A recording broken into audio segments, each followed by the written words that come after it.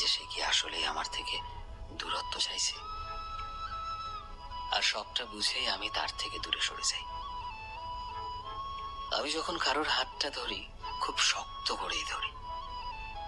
কেউ আমাকে আগলে রাখলে আমি তার সাথেই থেকে যেতে পারি, নিজের সবটুকু ভালোবাসা দিই।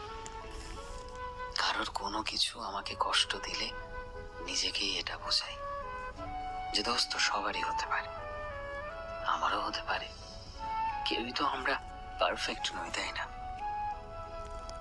আমি মানুষের ভুলগুলো দেখে ও তাদের আর একটা সুযোগ দিই এবং থেকে যাই তাদের সাথে।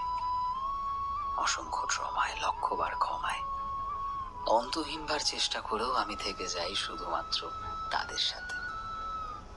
কিন্তু আমাকে একবার হারিয়ে ফেললে আমাকে আর খুঁজে পাওয়াটা তাদের পক্ষে দুষ্কর। তাই আমি থেকে যাই, হারিয়ে যাই না কখনো। বলা ভালো যে আমি হয়তো হারিয়ে যেতে শিখিনি, কিন্তু আমাকে একবার হারিয়ে ফেললে ফের খুঁজে পাওয়াটা যে বড্ড কঠিন।